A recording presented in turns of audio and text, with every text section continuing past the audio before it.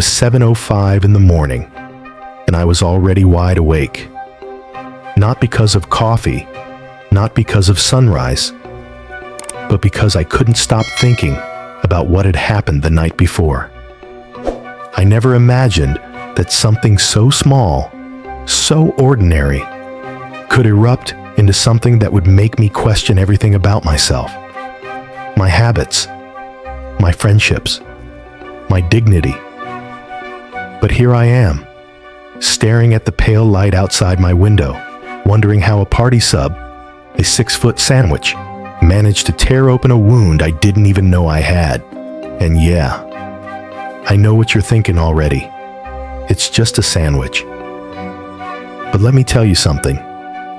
That sandwich wasn't just bread and meat. It was the breaking point. Let me explain. I've always been the big guy, the funny one, the lovable fat friend in a group of people who frankly look like they belong in a fitness ad. You know the type. Instagram-ready smiles, flat stomachs, always wearing just the right outfit, always posing without trying. And then there's me, Alan. I've made peace with that, or at least I thought I had. I like food. No, I love food. That love probably crosses the line into something closer to addiction, if I'm being honest with myself. But I've always justified it with the same tired line.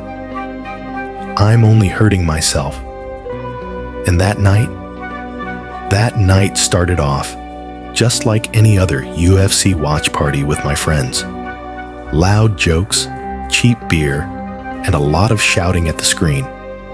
Our host, one of my good friends, ordered a 6-foot party sub from a local shop. Not one of those chain store things either. This one was made at a place his girlfriend's friends owned. It was special, something they'd probably talked about all week. I didn't come empty-handed. I brought my homemade wings.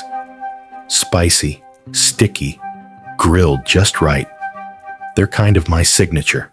People love them, and honestly, I like that. It makes me feel like I'm contributing something people actually want. And man, did they want them. The wings were gone in minutes. Not a single one left. I didn't even get a bite. And I told myself, that's okay. That's what I brought them for. But an hour later, after the wings were long gone and the first few fights had played out, I started getting hungry. Not just a little hungry, stomach-gnawing, brain-itching hungry. That kind of hunger that doesn't feel physical. It feels emotional, like it's tied to something deeper. So I looked over at the sandwich. 3 feet left, half still untouched. I waited, told myself to be patient. Maybe someone else wanted more. An hour passed, still there. People were munching on chips, sipping drinks, some leaning into the couch, half asleep between rounds. Another 30 minutes, still no movement near the sandwich. I told myself, screw it. I took a foot and a half, ate it slowly, chewed every bite like I was trying to calm something deep inside. 10 minutes passed. The last foot and a half of the sub was still sitting there. And that part of my brain, the one I've tried to silence so many times, whispered to me, they don't want it. They've moved on. I believed it, so I ate the rest. And as I swallowed that final bite, her voice cut through the room like a knife. Where's the sandwich? The host's girlfriend, standing in the doorway, eyes locked on the empty tray.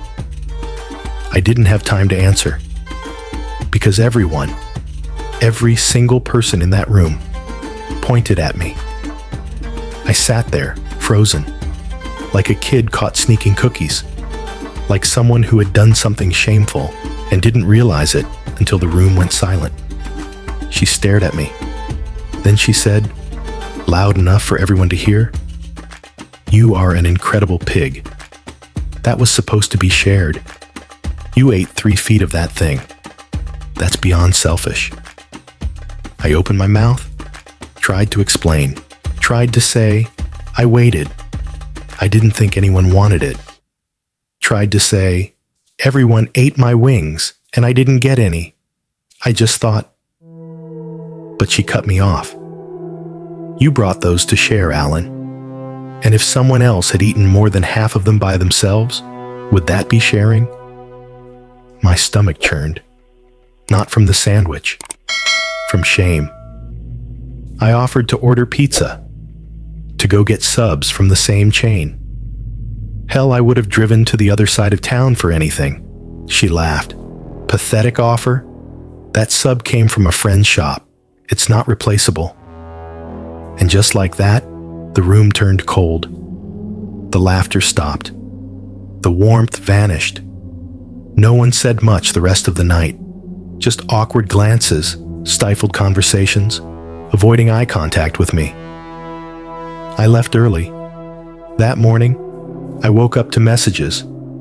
My twin sisters, who, I should mention, are best friends with the host's girlfriend, lit up my phone. You need to get your shit under control. You embarrassed yourself. Everyone is talking about last night. I tried to explain. I wrote long messages trying to show them what was going through my head. That I really didn't think anyone wanted more. That I just didn't want to feel left out. They didn't reply. And that's when it hit me. This wasn't just about a sandwich. This was about years of unspoken frustration. About being the guy who always eats too much. Who doesn't know when to stop. Who makes people quietly uncomfortable, but no one says anything until they have to. And suddenly, all the memories started flooding back. The time I cleared half a pizza at a friend's birthday party and people stopped offering me slices. The time someone joked, half laughing, better get in line before Alan eats everything.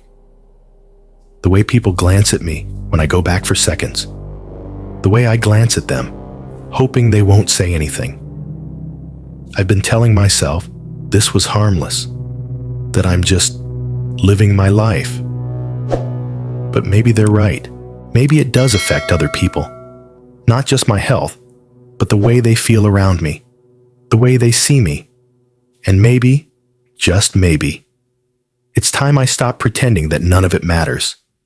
So, am I the asshole? Was I wrong for eating more than my share? Or was I just hungry? This story isn't really about food. It's about silence.